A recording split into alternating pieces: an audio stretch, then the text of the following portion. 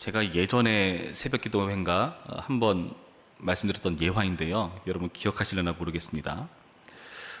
제가 인터넷상에서 봤던 어떤 사파 만화 그림이었어요. 거기서 한 청소부가 열심히 땀을 뻘뻘 흘리며 청소를 하고 있습니다. 근데 그 길 맞은편에 횡단보도를 기다리고 있는 어떤 모자가 있었는데요. 근데 그 모자가 두 모자가 있었습니다. 한쪽 편에 어머니와 아들, 또 한쪽 편에 어머니와 아들. 한쪽 편에 있는 어머니가 아들한테 말합니다. 얘야, 너는 앞으로 적골이 나지 않으려면은 지금부터 열심히 공부해서 성공해야 돼. 그리고 또 그 반대편에 있는 모자는 이런 대화를 나눕니다. 어머니가 그 청소부를 보고 아들에게 이렇게 말하죠. 얘야, 너는 앞으로 커서 훌륭한 사람이 돼서 저렇게 불쌍한 사람을 돕는 훌륭한 사람이 돼야 돼. 이렇게 말합니다.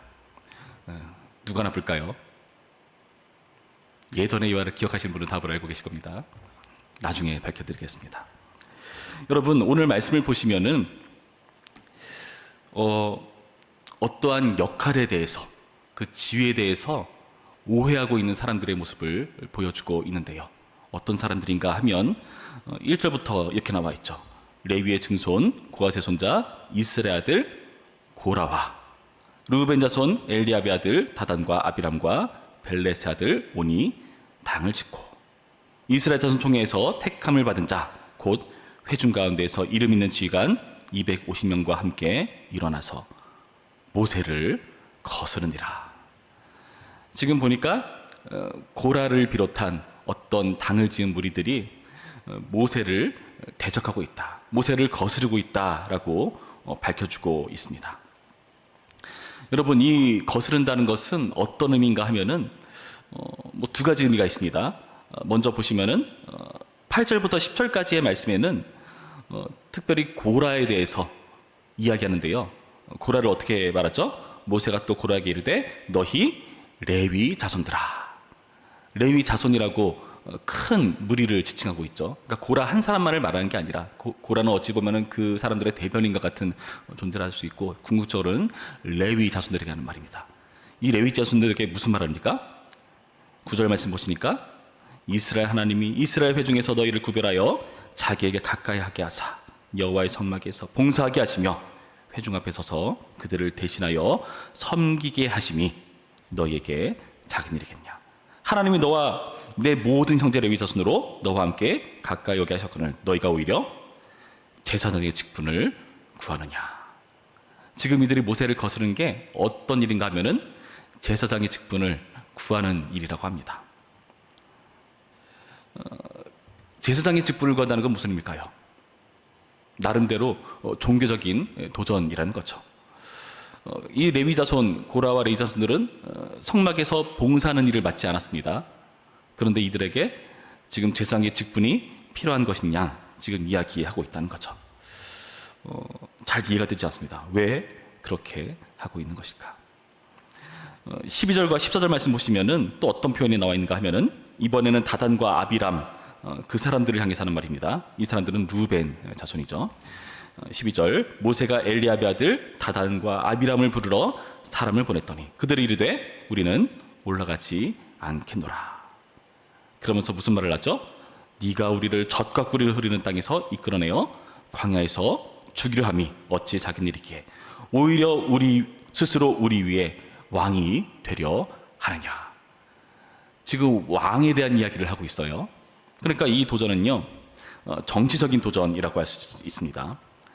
그러니까 지금 모세를 비롯한 그런 아론, 그런 지도자들에 대해서 지금 너희들은 우리를 젖과 꿀이 흐르는 땅으로 인도하지 못하고 있다. 지금 그렇게 말하고 있거든요. 근데 이 말을 한다는 것은 어찌 보면은 다르게 생각해 본다면은 자기들이 왕되고 싶은 그런 마음이 반영된 표현일 겁니다. 또 왜 그런가 생각해 보면은 지금 이 레위 사람들은 어떤 사람들이죠? 성막에서 나름 여러 가지 일들로 섬기는 사람들이에요. 그러니까 이 제사장 직분이 어찌 보면은 가까이 여겨질 수 있는 사람들입니다. 르우벤 지파는 또 어떤 사람들이죠? 우리가 민수기 1장을 살펴보면은 인구 조사할 때 제일 처음 거론되는, 제일 처음 개수되는 사람들입니다. 그러니까 나름대로 우리들이 이스라엘에서 그래도 먼저 되는 사람들이야, 첫 번째 되는 사람들이야 하는 인식이 있는 사람들이죠. 또 그들을 쫓는 250명의 사람들은 어떤 사람들이었습니까? 아까 2절 말씀 보시면은 총에서 택함받은 자다, 회중 가운데에서 이름 있는 지휘관이다. 택함받은 사람, 나름대로 명성 있는 지휘관, 그러니까 스스로 생각하기에도 나름 우월하고 괜찮은 사람이라는 인식이 있다는 거죠. 그리고 이 사람들이 이렇게 종교적으로 정적으로 도전할 만한 게 또 그도 그럴 것이 3절 말씀에 보면은 그들이 이렇게 말하고 있기 때문입니다. 그들이 모여서 모세와 아론을 거슬러 그들에게 이르되 너희가 분수에 지나도다. 회중이 다 각각 거룩하고 여호와께서도 그들 중에 계시거늘 너희가 어찌하여 여호와의 총에 위에 스스로 높이느냐. 지금 무슨 말을 하고 있습니까?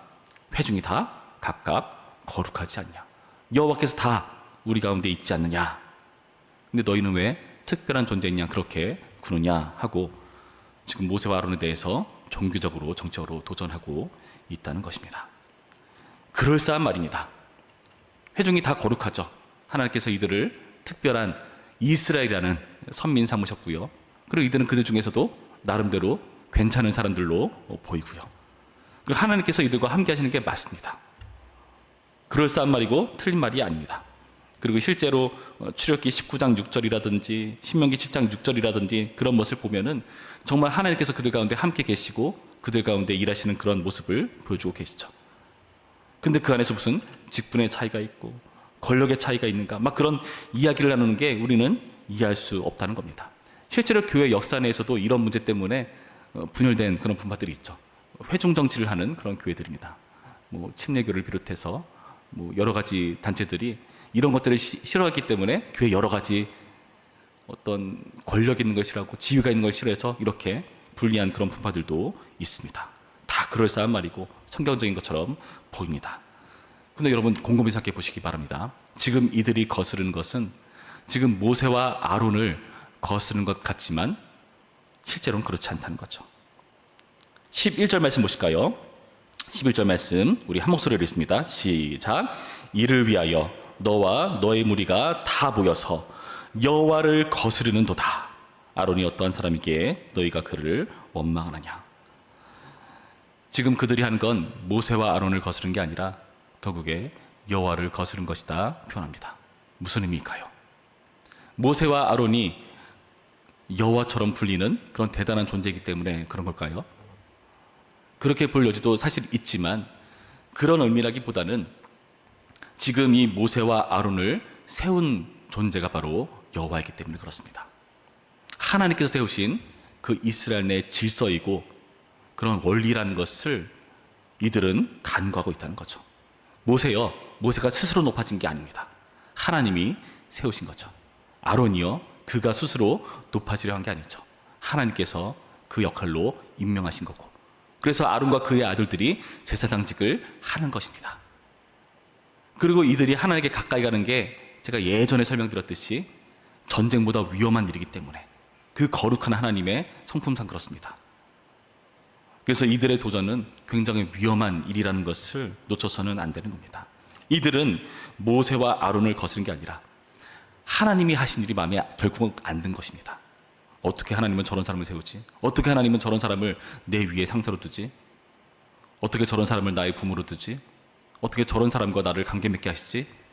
결국 하나님께 대한 불평과 불만이 지금 모세와 아론을 거스르는 것으로 표현되었다는 거죠.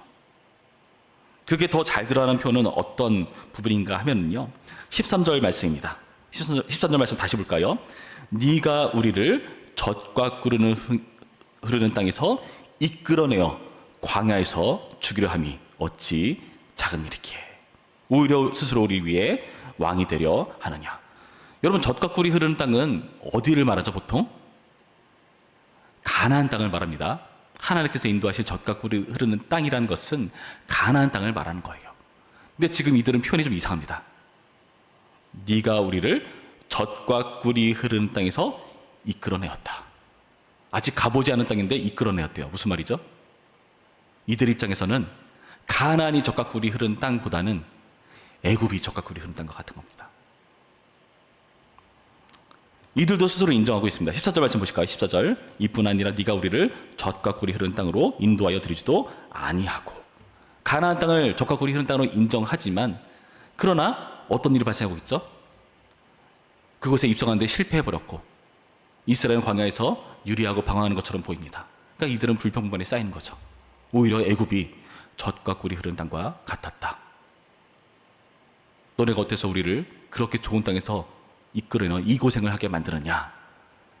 여러분, 이것은 모세와 아론에 대한 불평이기 이전에 하나님께 대한, 여호와께 대한 불평과 불만인 겁니다. 하나님께서 이들을 더 좋은 곳으로 인도하려고 하시는데 이들은 그것을 보지 못하고 잘하지 못하고 그 광야의 의미를 이해하지 못하고 이전이 낫다 하고 주님께서 이끌어내신 그 모든 것을 후회하고 싫어하고 불평하는 모습을 보여주고 있다는 겁니다. 여러분, 이들은요 결국에 어떤 모습을 보고 있습니까?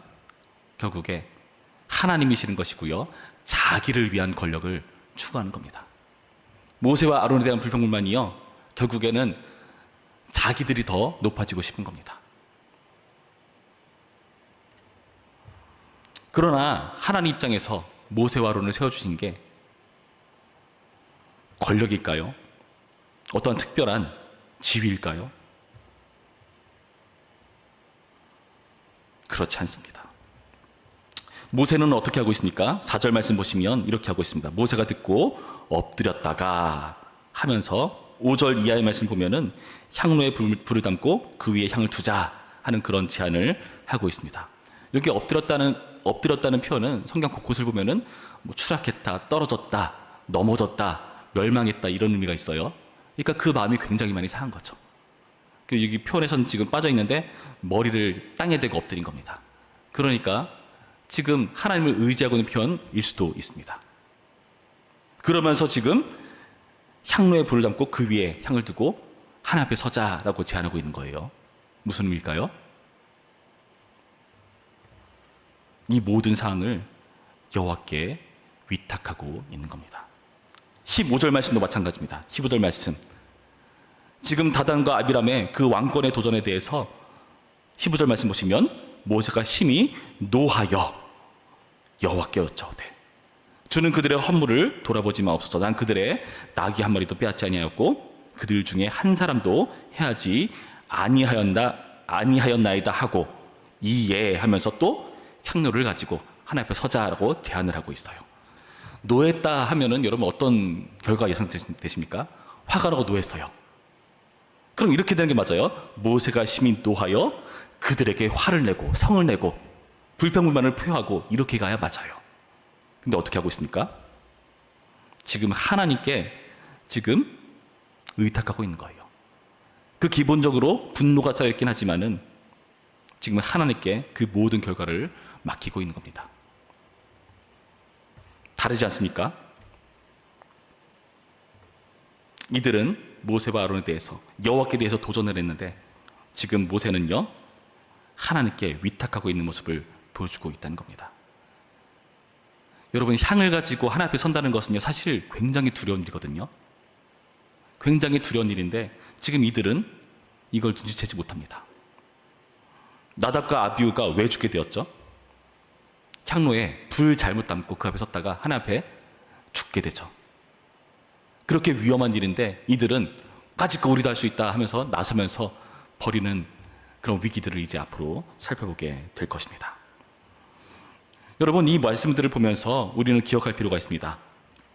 지금 이들의 생각들은요, 지금 이 고라 일당의 생각들은요, 하나님께서 세우신 것을 직분의 차이로 이해하지 못하고요, 권력의 차이로 오해했다는 거죠.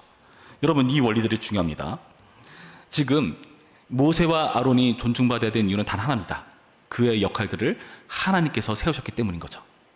여러분, 그렇다면요 단순히 모세와 아론만 중요한 게 아니라요 이들의 역할도 중요하거든요. 말했잖아요. 너희가 그렇게 회중을 대신해서 섬기는 일이 어찌해서 작은 일이겠느냐라고 모세가 말해주잖아요. 그들이 하는 일도 소중하고 중요한 일입니다. 그들도 존중받아야 될 일입니다. 그래서 모세도 이들을 존중하고 있는 거예요. 직임의 차이일 뿐인데, 서로 존중해야 되는 역할일 뿐인데 이들은요 이것을 권력으로 오해했다는 거죠. 여러분, 우리는 이런 실수를 많이 범합니다. 아까 제가 말씀드렸던 청소부를 바라보는 그 두 모자, 누가 잘못이죠? 둘 다 잘못입니다. 왜 잘못입니까? 청소부라는 그 직업을요, 굉장히 쓸데없고 좋지 않은 일이고 업신여길 만한 그런 일로 치부했기 때문에 둘 다 잘못입니다. 잘못된 우열을 추구했기 때문에 벌어지는 그런 일이라는 것을 여러분 명심하시기 바랍니다. 마태복음 20장 25절 말씀에 이런 말씀이 있습니다.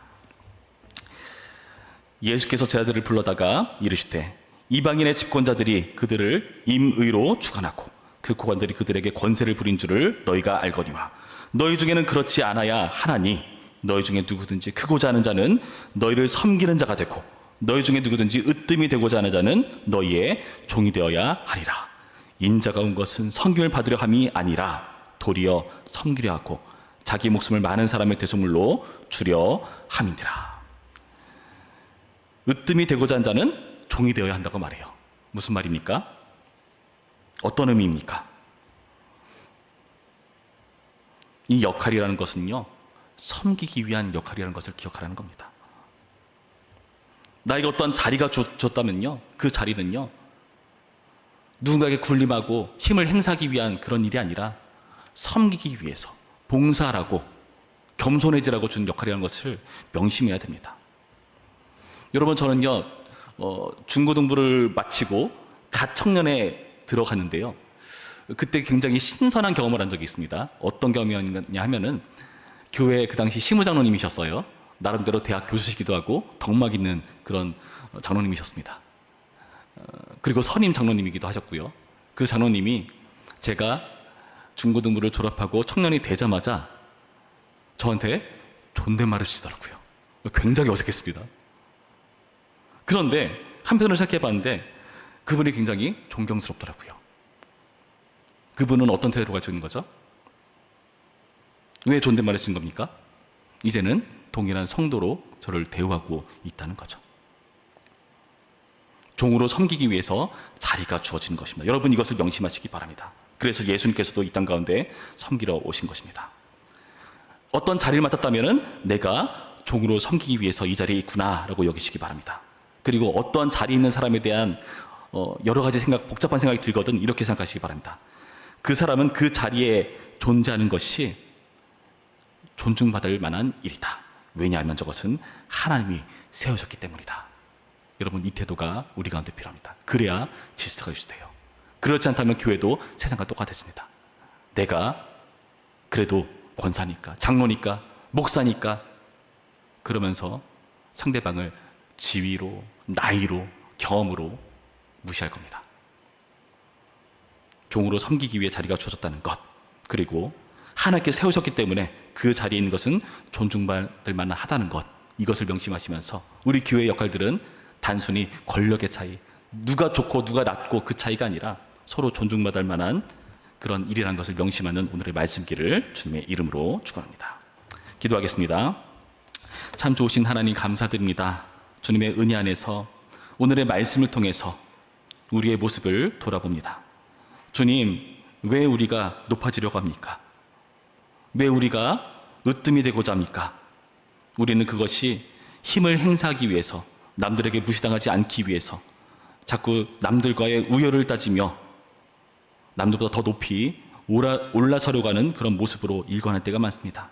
그러나 주님께서 그런 세상적인 가치가 아니라 그것은 직분의 차이라고, 그 모든 역할들이 하나님께 세우셨기 때문에 존중받을 만하다고 우리 가운데 수정해 주시고 정정해 주십니다.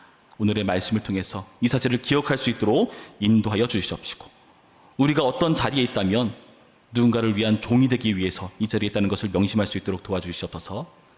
그리고 특정 누군가에 대해서 그 자리에 있는 그를 존중할 수 있는 건 바로 그 자리가 하나님이 세우신 역할이기 때문이라는 것을 명심할 수 있도록 인도하여 주시옵시고, 그렇게 함으로써 우리를 섬기기 위해 오신 예수님을 닮아갈 수 있도록 도와주시옵소서. 감사드리며 예수님의 이름으로 기도했습니다. 아멘.